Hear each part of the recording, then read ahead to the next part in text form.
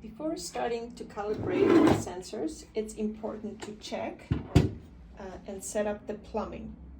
So there are, in the kit, there's going to be 4 of these particulate filters included. It's really important that the input of the gas pump is connected to one of these filters, and the input of the CO2 analyzer has one of these filters in place. These filters will keep any particulate matter out of the system, which is important because it can interfere with the readings of the sensors. The input of the gas pump will be connected to the gas source, which should be coming from the gas bag. It's really important in measurements of CO2 exchange, oxygen exchange, that the CO2 levels in the background gas are stable, and that can be only achieved if you're using a gas bag. To use outside room air is not recommended because due to human activity, breathing, there will be higher CO2 levels and not stable CO2 levels in the room where you're operating.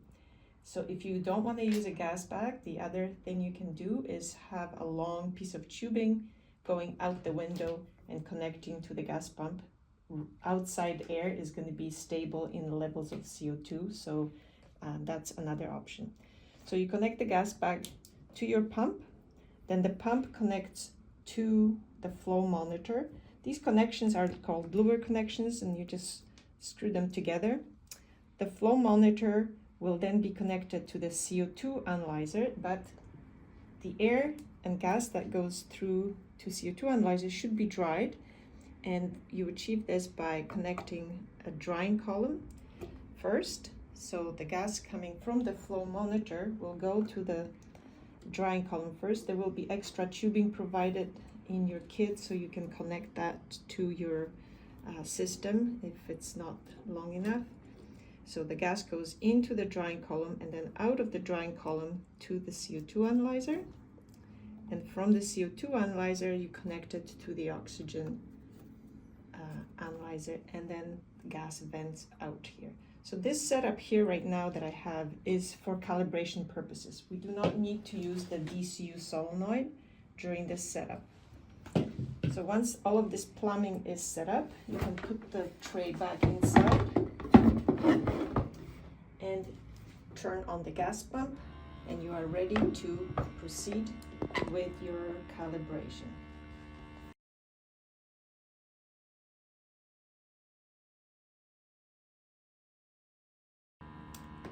We're going to show how to calibrate the CO2 analyzer. CO2 analyzer calibration is a 2-point calibration. You need 2 gases. It's a 2-point calibration because it's a linear calibration. We will use 0 CO2 gas as our first point, and we will achieve that by connecting a soda lime column which scrubs CO2 from the gas. And for the second point in calibration, we will use a standard gas which we put inside this gas bag, and in this case it's 630 parts per million. To connect the soda lime column, you have to connect it to disconnect the flow monitor from the drying column of the CO2 analyzer and connect the soda lime column to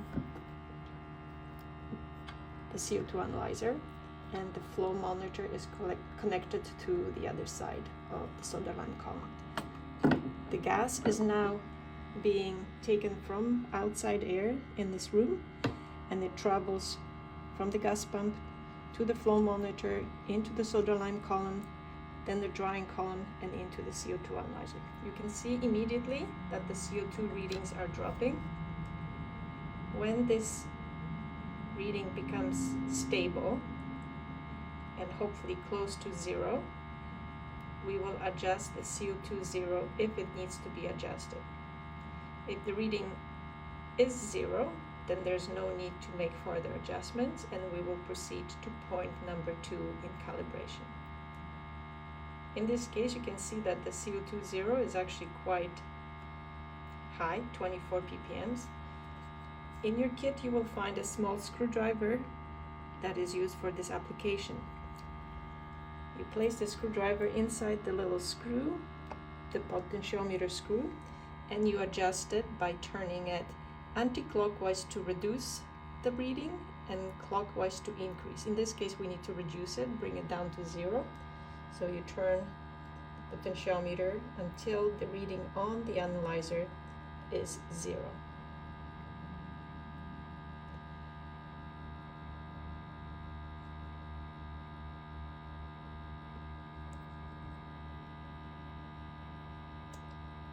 In this case, our reading was fairly close to 0, so it didn't require a lot of turns.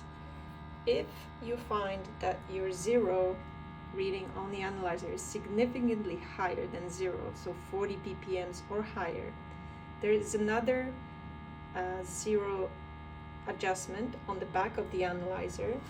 I'll just pull this out briefly so you can see it. It's called course 0 right here. It's another potentiometer which can be adjusted in the same way as CO2 0. However, you have to be very careful that the adjustment is done slowly and with periods of pause in between each turn of the potentiometer, because the course 0 changes are very rapid and you don't want to get the analyzer off scale. So you can bring 0 close to what it should be with the course adjustment, and then bring it to 0 with the CO2 0 adjustment. Once we have 0 set, which it is now, you need to disconnect the solder line column from the system,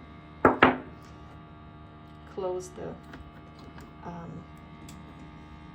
connection, and then connect a gas bag with a known CO2 level that's close to the range that you're going to be measuring. In this case, it's 630 parts per million. You connect that directly to the gas pump, so the gas pump is now sampling directly from this bag, and you will see the CO2 reading is going to go up. While this is stabilizing, I'll just mention that the solder line column has an indicator in it. It will turn light purple color as the CO2 gets absorbed and the solder line gets used up. When this happens and most of the column has the purple color, it's important to change your solder line column for fresh chemical, with fresh chemical. Solder line cannot be regenerated, it has to be replaced, and we provide information where to purchase solder line in our manual. It's important when you're not using this column, keep it closed to maintain the life of the solder line. Okay, we can see that the reading is 595 instead of 630. This is when you go to CO2 span now and adjust it in the same way that we adjusted CO2 0 by turning it anti-clockwise to reduce the number and clockwise to increase it. In this case, we're increasing it to 630.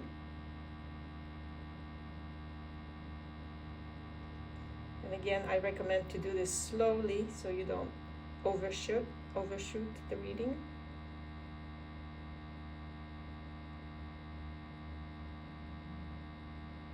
Like I've done just now.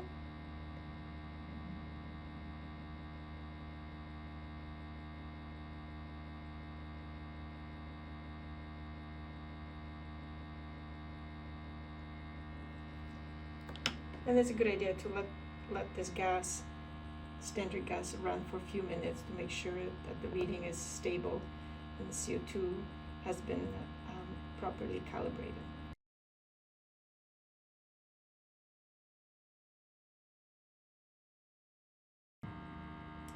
I will now explain how to calibrate the CO2 analyzer in the software. When the CO2 reading on the analyzer does not match that in the software, which this is the case right now, it's minus 1.5 parts per million in the software, and it's 2 parts per million on the CO2 analyzer. They're quite close, but sometimes these readings may be very much mismatched. And when that happens, the calibration of the CO2 analyzer has to be linked with the calibration in the software. We already have the solder line column connected here.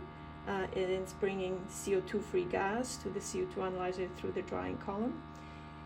You need to now go to the software, select Experiment, calibrate, and then select the CO2 analyzer, which is on channel 1 of Mini 1.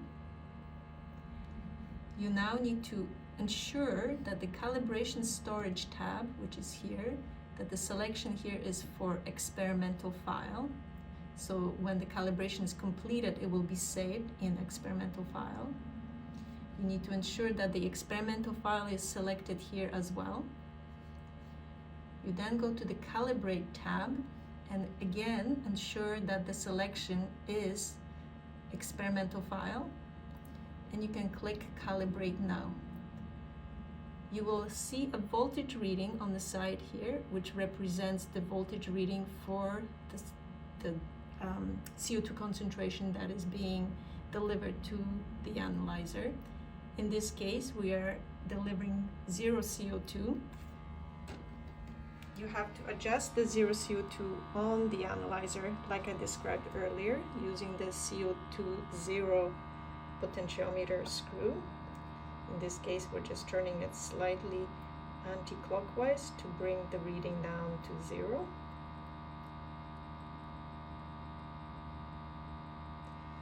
Then you go to the software, and under reading 1, you enter 0, and you say keep.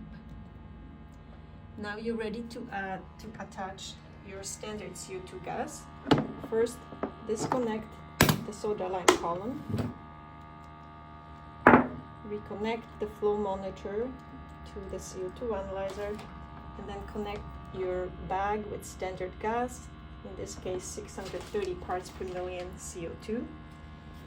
You wait for the CO2 reading to stabilize on the analyzer, and in the software, under reading 2, you will enter the standard CO2 that you're supplying to the analyzer, in this case 630 parts per million.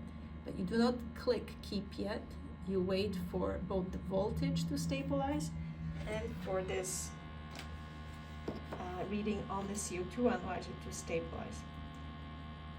When this reaches 630, that's when you can click keep. If this reading is not 630, you have to do an adjustment of the CO2 span first, just like we showed earlier. In this case, I'm increasing it, so slight turn clockwise to get to 630. And we've already entered 630 here. You can see the voltage is stable. You click keep and done. This reading in the software now should match what you see on the analyzer. However, it's very important to save this file to proceed further, because this calibration has to be saved with the file. To save it, you go to File, Save As, select where you want to save it to, and ensure that you rename your file with a new name that's appropriate for your experiments. In this case, I'm just going to put down August 2024 here. There is a file already exists. I'm going to override that. And now this calibration, which we've done in the software, has been saved with this file. You can then collect data with this file. You can reopen that file again, delete the data, save it under new name, and use it for the next experiment.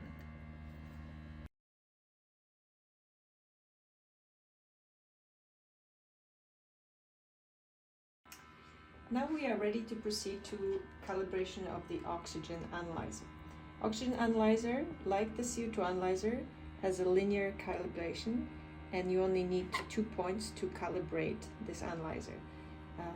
The first point being 0 oxygen, and you can obtain that by using a gas bag filled with pure nitrogen gas.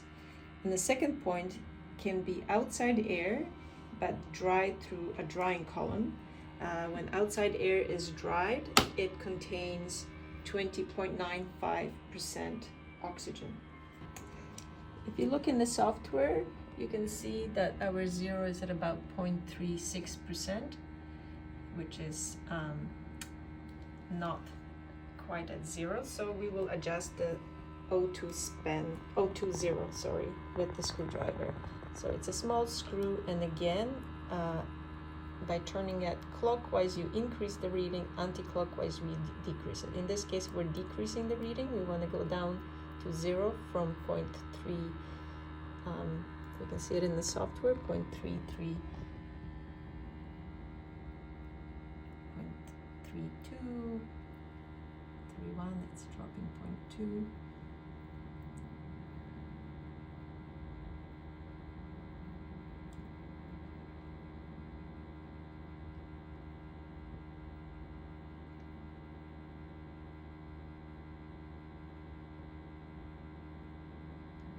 Okay, we're almost there. Dropped it a little bit too far. You can readjust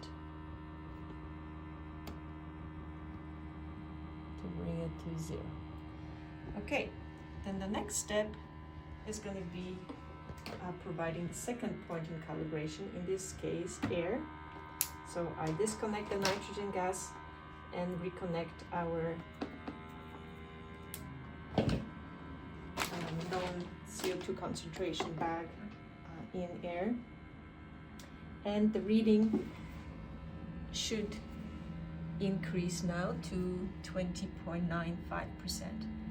If the reading does not get to 20.95, that's when we adjust the oxygen span on the O2 analyzer, like we did with the CO2. So you can see, you can also see the CO2 is going up because it's a bag of air, which is 21% oxygen, 20.95% oxygen when dry. So you can see the reading in the software is 20.65 or so.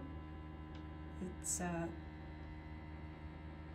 fairly close to where it should be, but not quite. So we can adjust the oxygen span screw the same way by turning it clockwise. We will increase the reading, and we only need to go up a little bit. Looking at the software, we're going up to 20.95.